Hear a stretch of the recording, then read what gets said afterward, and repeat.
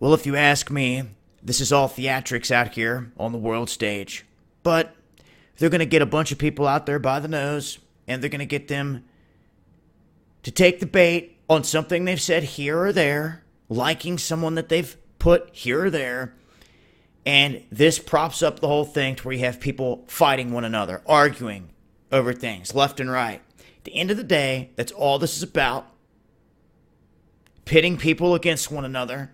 They've begun to do this now with this whole Memo thing, and they are masters at pulling this off. They've done it for a long time. They have think tanks, people that get paid all day to sit around and think of creative ways to pull this off. And these plans are drawn up decades in advance and then implemented later down the road, to where some of the goons fulfilling them don't even realize what they're fulfilling. It's very similar to like the military. Each soldier is only told what they need to know. The broader scheme of everything is unknown by lower level people.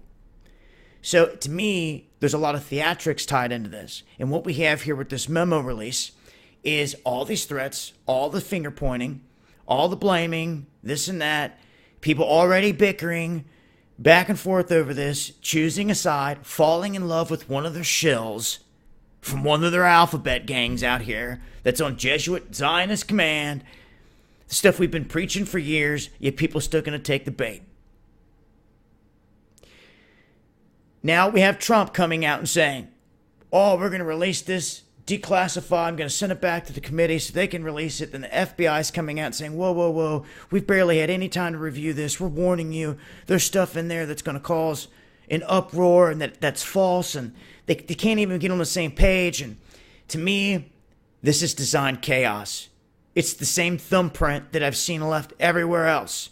And now they're just moving it to this theater, so to speak.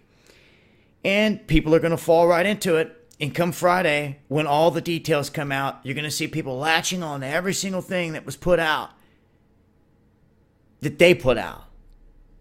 I like to see people that stop and say, hold on, wait a second. Let's review this. How much of this is even legitimate? No, other people just grab it and take off running. This is what it says. It's this way or no way. I told you. I'm falling in love with their people. And then, you see, when they're in that violent stage, that's when they're really starting to awaken. That's when they're really starting to realize that everything that they were thinking and everything else was a lie. And they have to come to terms with this. This is happening more and more and in different ways than people expect these days. But at least it's happening and people are awakening.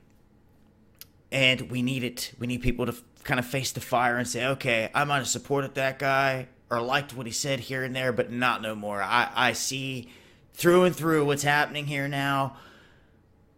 And be happy that you see it for what it is, the true way. What I see coming out of this is, like I said, going to be some major finger pointing, especially in the upper echelons of the alphabet gangs of this country. And it could put a wedge and cause a greater division between some of these units than what we've seen before. And it would be by design. This is where some of you forget this. And I see you falling back asleep out here, and you claim and think that you're awake, but you fall back asleep with some of the simplest things that are obvious tactics being used by the establishment on you. Oh, did you forget that it exists? Because it does, and it's not going anywhere until people forcibly remove the evil and corruption that exists out here. No white knights are going to save the day. You have got to be the change that you seek, ladies and gentlemen. I'll update and I'll leave a link. It's been Dabu7. Peace.